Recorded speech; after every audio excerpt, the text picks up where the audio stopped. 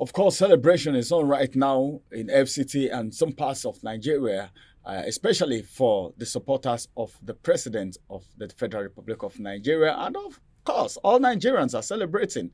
It is 1 year in office, but then what's the scorecard like? Good morning and welcome to another wonderful edition of today's review. My name is Ramsey Enoch, and of course, I have my guest right here. And as it is right now, my guest is going to be joining me in the conversation today. He's a barrister. Barrister Eje is right here. Good morning, sir. Good morning. Thank you. Well, it's good to have you on the program today. It's my pleasure being here. Should I be saying happy 1 year of Well, a new administration? well, I don't know. To some people, it's happy 1 year. To some others, it's just an event that must be carried out because today is May 29, and you have so many reactions everywhere. Some persons don't even understand what the day looks like to them. And somebody was asking me yesterday whether there will be public holiday today because today is May 29 and they just know it to be Democracy Day since that has been the tradition for a while. I had to make a lot of clarifications yesterday. Even up to this morning, I was discussing with my son and I asked him when he mentioned it, are your teachers still teaching you that today is Democracy Day? And then he recalled quickly and said, no, they've stopped doing that. So the day is just there, everybody with different reactions. And of course, we have our own, which is probably why we are here this morning. So, as a barrister, what's your assessment? Okay, you are a barrister and you are a political and public affairs analyst, a human rights activist, and it's good to have you right here because I don't think there's any other person to talk to about this May 29 than you. So, what's your own assessment of this administration? For me, basically, we all know how the society is being divided. If we want to really do justice to this conversation, we have to make up our minds as to whether or not we are looking at the political perspective alone, whether we are going to look at the legal aspects as well, whether we are talking about economy and general policies of government. And one thing that is biting me real hard now, as we are talking right now, is the judiciary. It's really, really, it's an issue for me. It has made me not to be able to even concentrate on what the day is actually about. And what has driven this more directly into the front burner is the current crisis going on in Kano State and the rumors surrounding the election petition tribunal decision yesterday, particularly as it has to do with Kogi State. Kogi State, So yes. you see, but before I really narrow down to the judiciary, let me say clearly that this last 1 year has been a potpourri of policies, policy somersault, attempts to get things right, starting with the issue of subsidy, which was re-echoed this morning, and the economic consequences that followed, the issues of the foreign exchange policy, the need to make it open and to be determined by the forces of the market forces of demand and supply, the way it has gone, the efforts to nip the falling value of the Naira in the board, the subsequent arrest of bureau de change operators, whether legal or illegal, the attempts to shore up dollar supply by directly supplying to BDCs, the refusal of some of the banks, of course, to make forex available, even when it's available for them, and the consequences on our economy generally with respect to the cost of living, particularly as we are basically an import-dependent country. We basically import everything that we use in this country, except for the few things we had, and the exodus of manufacturers from the country because of issues bordering on forex. Their raw materials are now becoming too expensive for them to get into the country because of the forex issues. And of course, we saw the role that played out during the last regime, of course, with some of the players in the aviation sector, particularly the international players, who have become it was absolutely difficult for them to get their forex and take them out. And we saw how this government, when they came on board, and that's one of the plus that they had or that they have, make serious attempts to clear that backlog, which they did. And in clearing the backlog, forex will have to go out, and there will be much demand on the dollar. So while they are trying, on one hand, to ensure that they get the naira stabilized, on the other hand, their efforts to give the country a good international economic image by settling the dollar debt that was on ground before they came in will counterbalance the results that we had. And the subsidy issue, when the announcement came, there was the jubilation everywhere, and the next thing, fuel price skyrocketed. I think the government didn't anticipate the outcome that it generated. They just thought it was something that would be fun fair for the citizens. But unfortunately, we saw how fuel prices have continued to soar high. I was listening to somebody today, and he said in Imo State today, as of today, they pay 820 naira per liter for fuel. And you can imagine what that will mean to a small and medium scale enterprise trying to have a footing in the business sector they've chosen, because basically the electricity sector is not also working optimally, which means that most businesses will also have to dwell on PMS to operate and diesel to operate. At some point we had, the price of gas is cheap. You can convert your generators to vehicles and before we said jack, we settled down into it, the price has gone up. In fact, I don't know where to.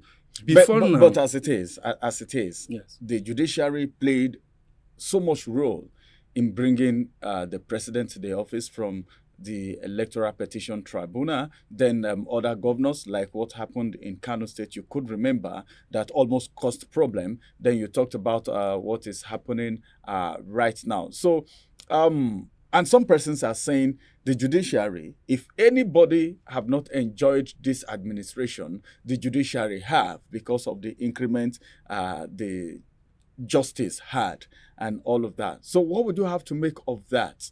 Well, if I put on hold, let me put on hold the economic aspect of this analysis and then take the judicial aspect like you just mentioned. For me, it's a minus plus thing for the judiciary. Let me say it's a plus for this government to have been able to increase the salaries for judicial officers. That has not been done for a very, very, very long time. And believe you me, people have said that because of the poor remuneration for judges, that's the reason why some judges are doing what they shouldn't ordinarily do. But like taking bribes? Yes, maybe. Like taking bribes and granting unnecessary favors here and there. But now there's a raise. We are hoping that it will change things a little for them. And you see, that would take me back to the issue of Kano State, the chieftaincy crisis right now, which exemplifies the current state of the judiciary predominantly. Because if we shy away from the truth, I'm a lawyer, and I can't imagine going out of trade because we kept quiet over certain things. Now, chieftaincy matters are matters that are within the jurisdiction of a state high court. Mm-hmm. And the current or the outgoing, I don't know how to describe him, Ado Bayero, he got to that throne by almost the same situation that took him out of the throne. And when that happened, I recall that Sanusi Lamido, His Royal Highness Sanusi Lamido Sanusi, he attempted to go to court and he changed his mind midway and took it as an act of God. And he left quietly. And fast forward to today. the House of Assembly has powers or have the powers to enact chieftaincy laws, and they did that. They repealed what brought Adebayo in, took out, restored the Emirate Council, and then brought in Sanusi Lamido. And what do we see? A federal high court that doesn't have powers with respect to the subject matter, received processes the same day, assigned it the same day, granted orders the same day, and the shocking thing was that the judge who granted that order was in faraway United States of America. He wasn't in the country. I don't know what to call it. Audio passing ruling, judgments electronically. He made orders that day, granted. But has that been done in Nigeria before in the judicial system? We had it when they did election petition tribunals. One or two of the panels decided to deliver their judgment electronically, but they were within the confines of the country. I think for security reasons, they said they delivered it by audiovisual means. Maybe this could be for security reasons judge, too. Well, if you are in America and we have other judges on ground in federal high court, why should you be the judge that will take it?